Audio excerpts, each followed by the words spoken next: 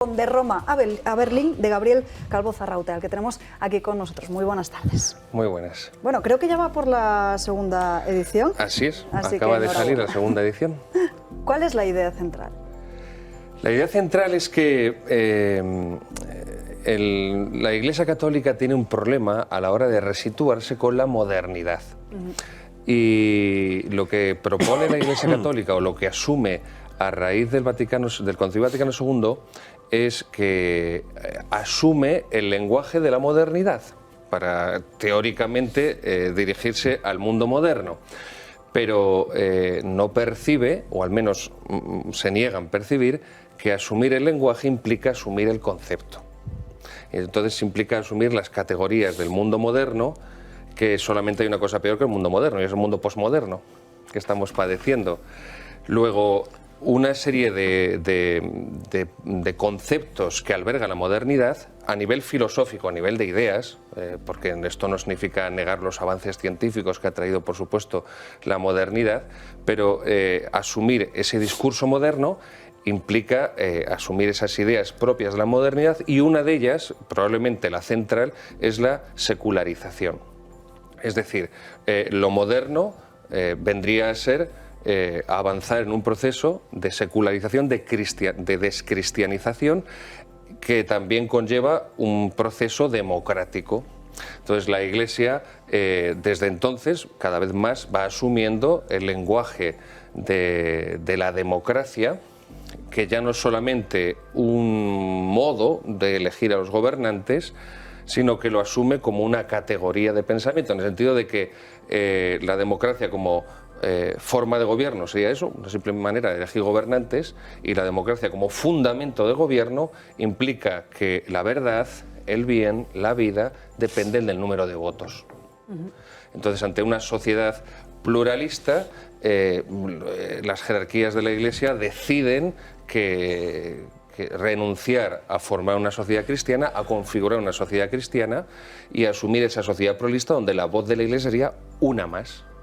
Entonces la Iglesia, como portadora de la verdad divina, que tiene unas consecuencias sociales a nivel de familia, a nivel educativo, a nivel político también, renuncia a todo su magisterio político para subirse a ese carro de la modernidad y de la democracia elevada a categoría de religión. Y como la democracia es un régimen de opinión, según va cambiando la opinión de la sociedad, moldeada, manipulada por los medios de manipulación de masas, la Iglesia poco a poco se va moviendo en esa dirección. Entonces es lo que nos encontramos ahora ante tantas personas, ya no solo fieles, sino también personas que no participan de la vida de la Iglesia, pero que se consideran culturalmente católicas, pues que miran con auténtico estupor y perplejidad pues la deriva de la Iglesia actual hacia el ecologismo, hacia la Agenda 2030, hacia una idealización rusoniana del inmigrante y se apunta hacia una política migratoria de puertas abiertas de forma absoluta.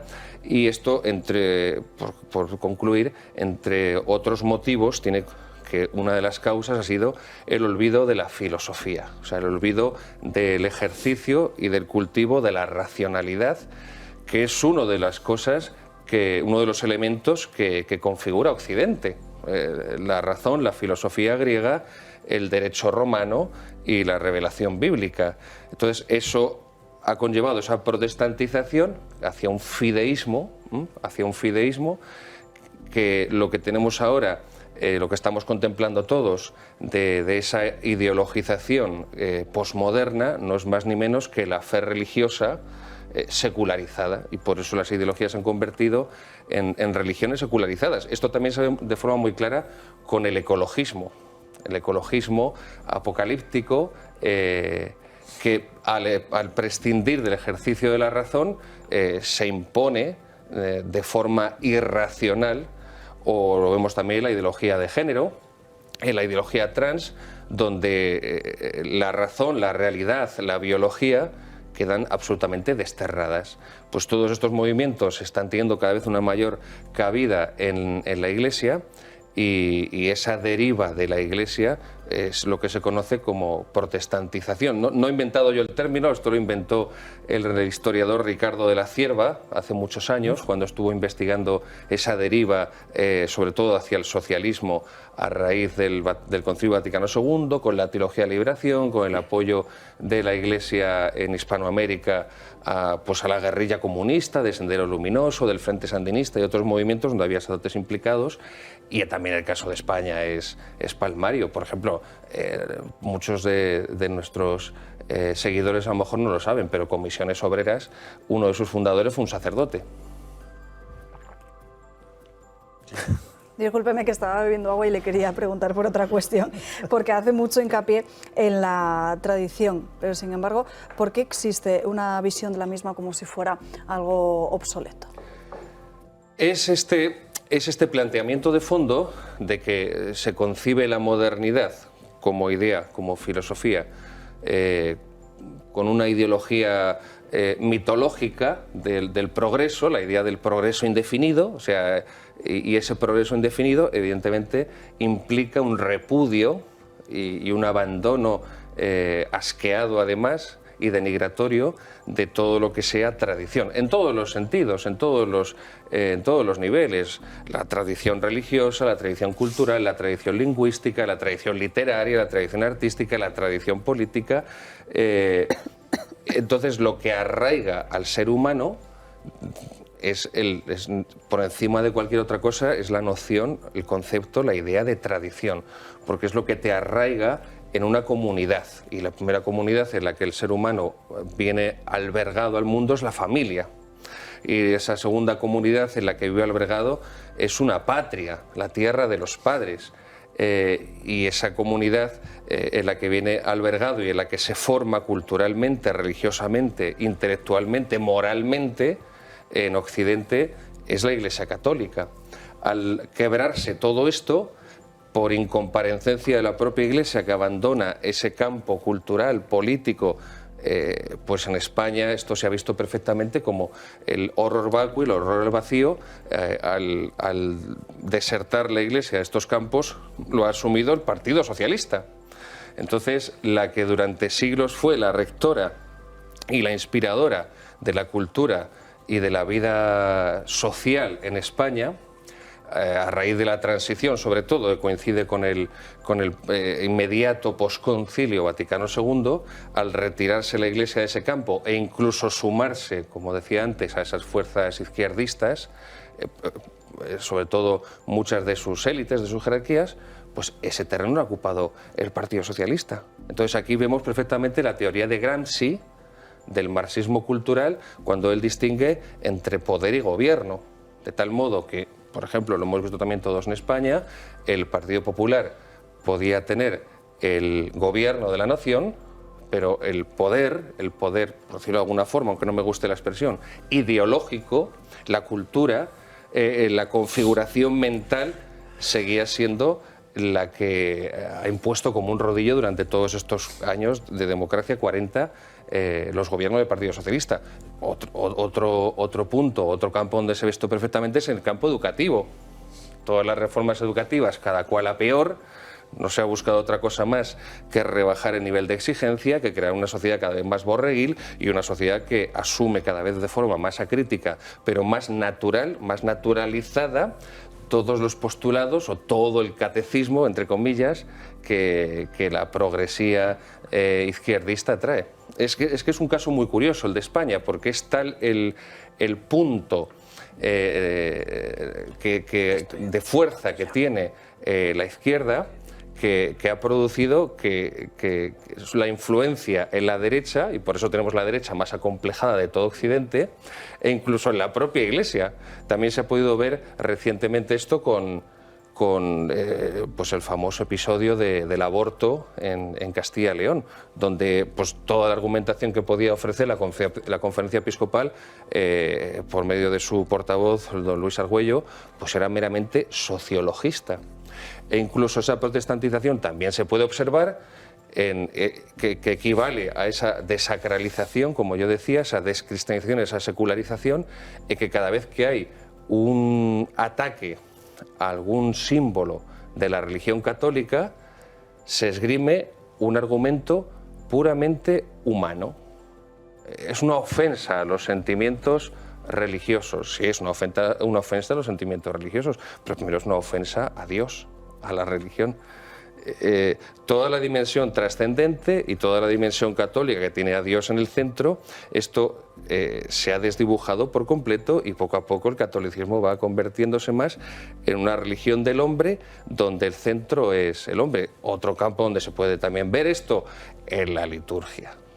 En la liturgia ya no es Dios el centro, sino que lo importante es en la liturgia de la misa, por ejemplo, que es la liturgia más común, es que la gente no se aburra, que la gente se entretenga, que se divierta, que lo pase bien. Entonces, claro, estás rebajando lo más sagrado que tenemos a un manual de autoayuda de Bernabé Tierno. Este jueves, si no me equivoco, presenta el libro además en el Club de Amigos, ¿no? En el Club de Amigos a las 7 de la tarde.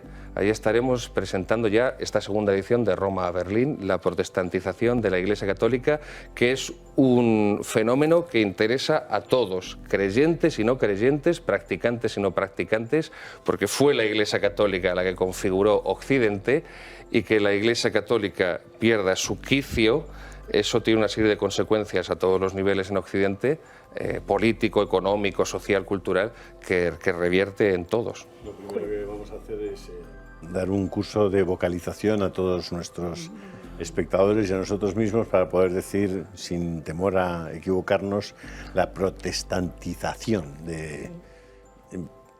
Lutero tiene una frase, probablemente es la más recogida por aquellos que no han estudiado a Lutero y los que no han estudiado ni teología fundamental, ni teología moral, ni historia de la Iglesia. Él decía, y tuvo mucho éxito, y parece que ha tenido un éxito decisivo en algunos ámbitos, aquello de peca mucho pero cree más fuerte, ¿no? Peca forte sed crede fortiter, ¿no? Que era un poco digamos, el paradigma de lo que fue una herejía. El protestantismo es una herejía que parte de considerar que el ser humano no puede hacer méritos para salvarse, que en realidad puedes hacer lo que te dé la gana. Incluso, oye, está muy bien que cometas muchos pecados, porque va a venir Dios a salvarte en función de tu fe, exclusivamente de tu fe, no de tus actos. Y todo aquello transforma radicalmente a la Iglesia y también transforma a muchos países, ¿no? Es decir, que entran en esa órbita y cuyo comportamiento sociológico, político, responde a esquemas del luteranismo. Bueno, nos encontramos con que con este papado resulta que el busto de Lutero, que es un hereje, vuelve al Vaticano y es colocado de forma, digamos, como muy honorable en una de las salas importantes del Vaticano. ¿Por qué se produce ese cambio de posición de la Iglesia Católica frente al protestantismo, cuando evidentemente se carga desde la Eucaristía hasta prácticamente todas aquellas... Eso es muy interesante, Julio, porque el protestantismo... Es muy raro, ¿no? No, porque no estamos hablando del protestantismo de una mera herejía más, como ha habido otras tantas en 20 siglos de historia de la Iglesia Católica, sino que el protestantismo se configura como una enmienda a la totalidad del catolicismo, mientras que las herejías anteriores se limitaban a negar algún aspecto del dogma. Por ejemplo, el arrianismo niega la natividad de Cristo. Eso tiene una serie de consecuencias en todos los planos, sí, pero el protestantismo es una enmienda a la totalidad. Y por lo tanto no es una mera herejía más. Y además el protestantismo se configura políticamente, como tú bien decías, y se convierte además en el enemigo histórico del catolicismo en toda su extensión.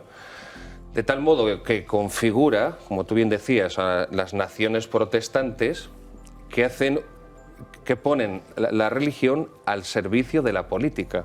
Si algo se ha acusado por parte de unos cuantos historiadores a la monarquía hispánica, a la monarquía católica, al Imperio Español, es que no supeditó la religión a la política, sino al contrario, supeditó la política a los intereses de la fe católica, tanto en las guerras de religión en los Países Bajos contra los protestantes, como también en América. Y por eso Claudio Sánchez Albornoz, puede llegar a decir en sus obras sobre el imperio, el auge y caída del Imperio Español, que España se desangra dando vida a todo un continente como América.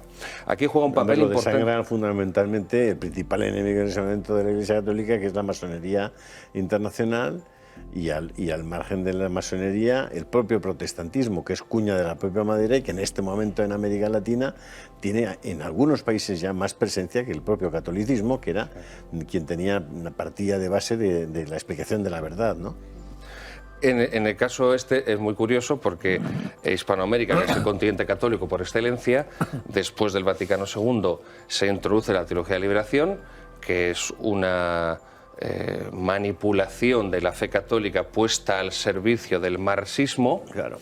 Y eso ha producido que millones de católicos en Hispanoamérica estén ahora pasándose a puñados, por decirlo de una forma popular, al protestantismo. Es muy curioso. Entonces, el catolicismo en Hispanoamérica está pasando al protestantismo a causa del comunismo, de la teología de la liberación. Aquí juega un papel fundamental, y esto no se puede negar, y hay que tenerlo muy presente continuamente, los efectos de 500 años de propaganda de la leyenda negra.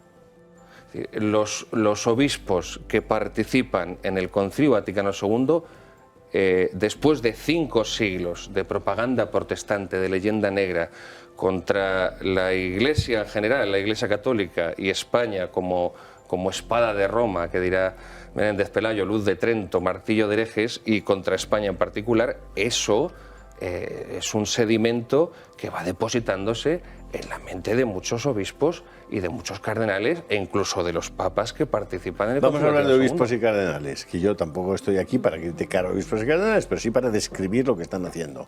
La carta que acaba de enviar el Papa Francisco a James Martin, sacerdote jesuita, uno de los iconos de la, digamos, de la cosa gay en torno al catolicismo. Es decir, es una de esas personas que está ahí jugueteando con la cosa de que la Iglesia debería bendecir las uniones homosexuales, debería ser más, en fin, bueno.